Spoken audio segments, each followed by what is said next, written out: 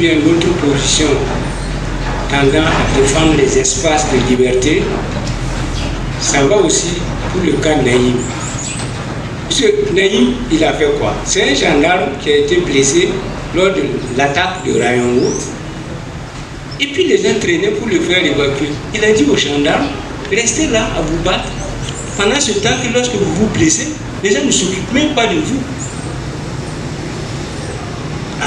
La synthèse, c'est ça. Il a dit ça, il a invité les gendarmes à ne pas laisser comme ça leur situation.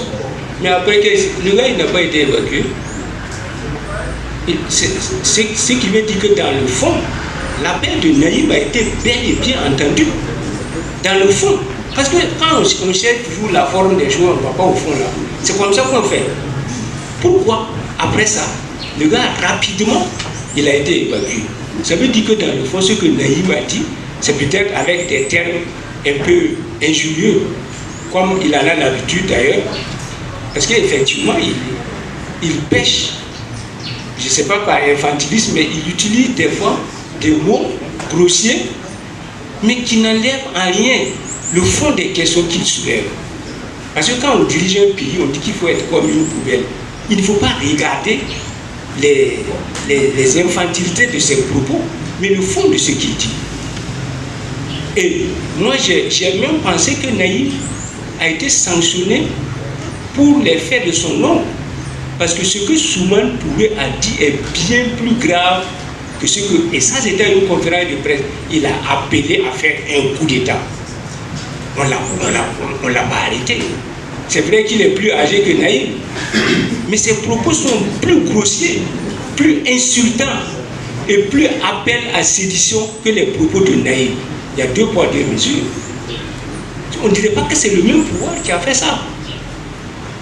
Donc, pour moi, notre position est ferme.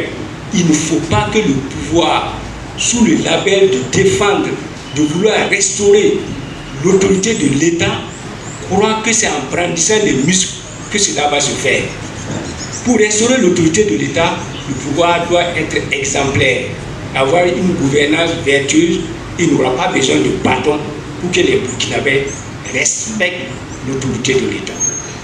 Mais là, ils ont bandé trop de muscles devant un jeune pour rien.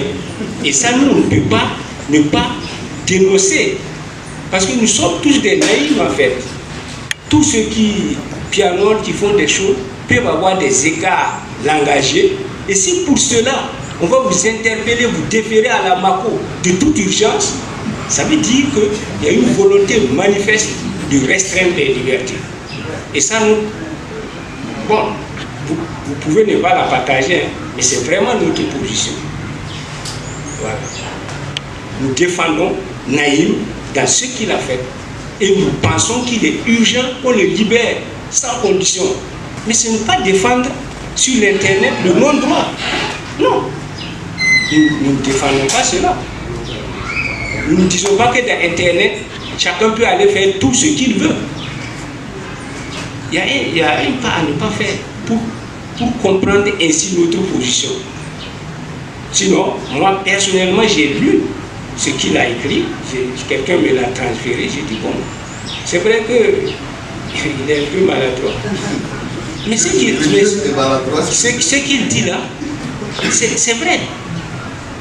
Et les gendarmes, si j'aurais dit que les gendarmes n'auraient même pas pu accepter, répondre à cette injonction.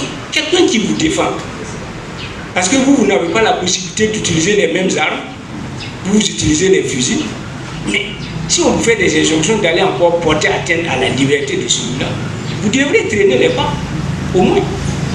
Et moi, j'inviterai les gendarmes à ne pas forcément obéir aveuglément à des ordres pour aller attenter à la liberté de gens qui portent leur défense. Et Naïm a porté la défense de la gendarmerie. Et pour cela, il paye. Et la gendarmerie en profite puisque le gars a été évacué.